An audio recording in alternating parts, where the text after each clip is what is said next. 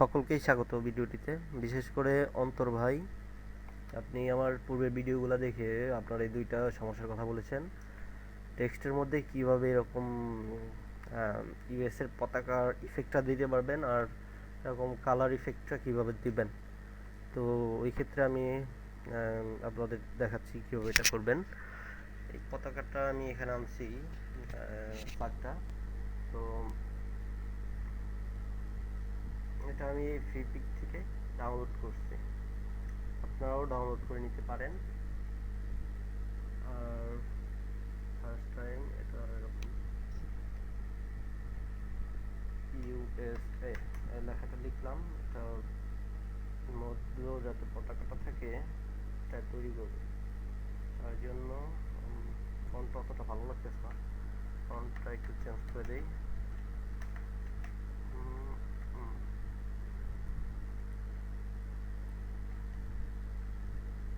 মনে হয় একটু ভালো হবে, এটা ভালো না।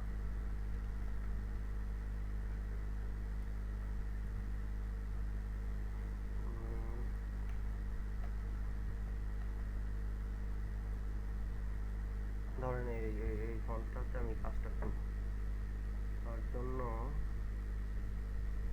এরকম ধরেন এই ফন্টটাতে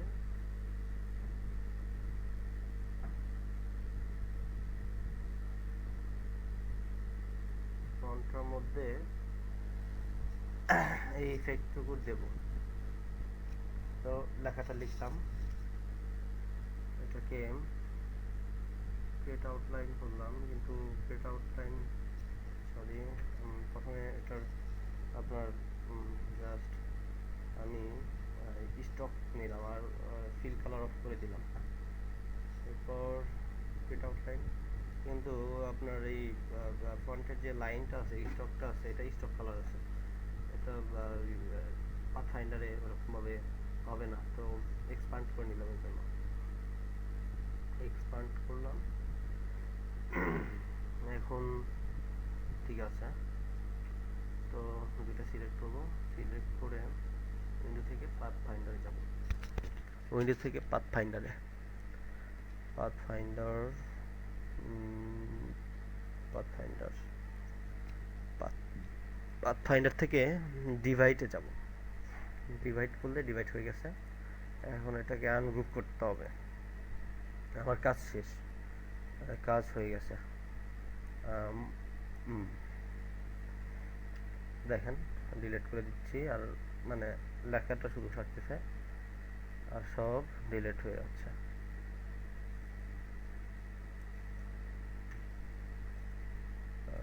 এরকম ভাবে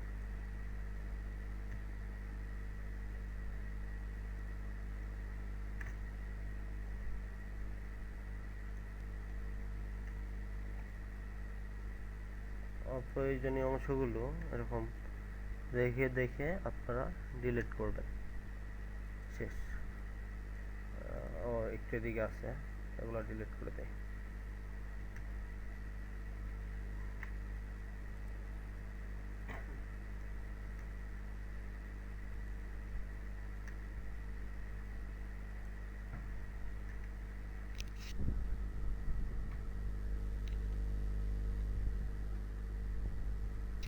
ঠিক আছে, আমার কাজ শেষ।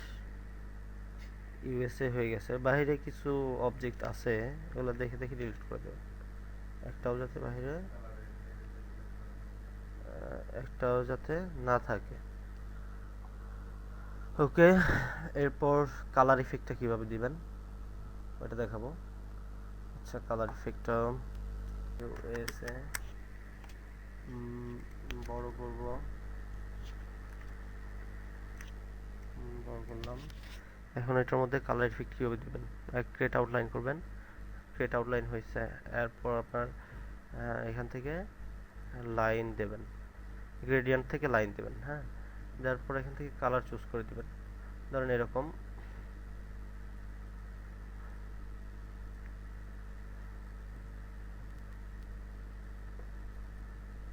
এখানে ধরেন এরকম একটা কালার থাকবে, এখানে ধরেন এরকম, এখানে এরকম টাইপের।